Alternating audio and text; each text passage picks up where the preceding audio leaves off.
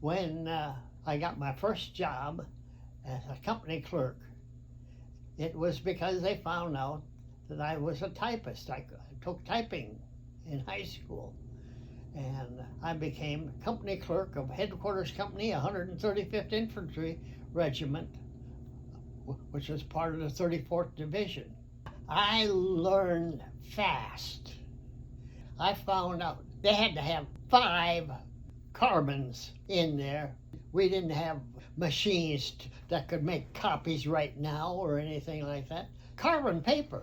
If you made a mistake on that, just turning that back up and erasing each one of those carbons to make a correction, because you couldn't send a wrong copy to someone.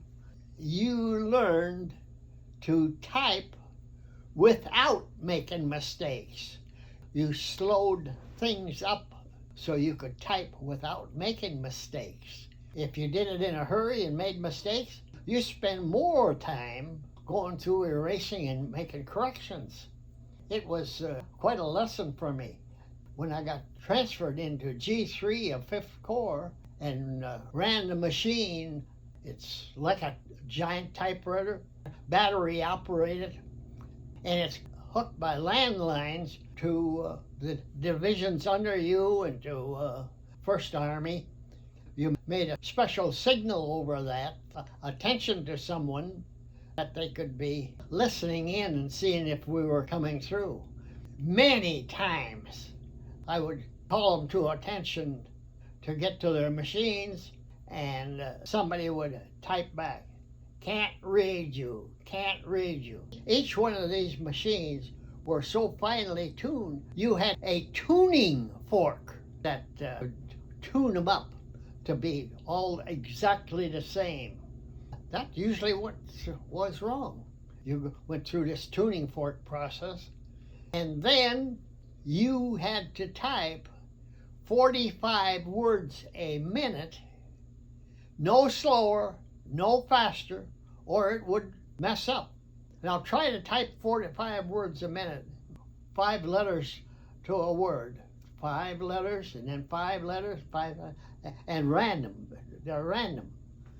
When you're typing known words like kitchen, mother, and all that stuff, that's automatic. Your fingers know that.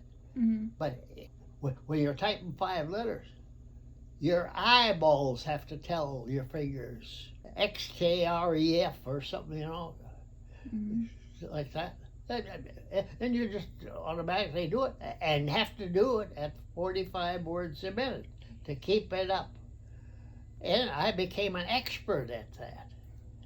It never bothered me to sit down and type those coded messages. I knew I was good for something. Or why did they give me a staff sergeant rating, you see? Like they were all in code already, see? Okay. So everything was all messed up. And I'll tell you, sometimes the typewriters would mess it up on the other end. But they had code. The guys that would take that code and put it into our language and give it to who's ever in charge, they figured out by the way it was what some of the misspelled stuff, who misspelled something. They could tell, hey, somebody misspelled something there, see? But they knew what was meant. A lot of intelligent people working in there in the signal department. God bless them for their intelligence, or they'd have made things rough for some of us. Our radios were bad, the two-way radios and everything. They were big things like that in a leather case. The Germans had the best radio. The Germans had radios in their tanks. We didn't. Germans were far ahead in electronics than we were. Until it came to radar. The British developed this shortwave radar, and that's what changed the war. This radar tube, they didn't have the production means to make it, so they sent it to the United States. They manufactured so many of those that they put them in bombers that flew over the ocean, and they could tell where the submarines were, even if they were submerged right there. The submarines got to be a target there because of the electronics that was developed. Our tanks weren't near as good as the Germans. Germans were bigger, had more steel, thicker steel and everything. But the Germans were so complicated. It probably took them a week to make one. Ours were being manufactured probably one a day, see, or more than one a day. But we had so many compared to the Germans that we swamped them, you see.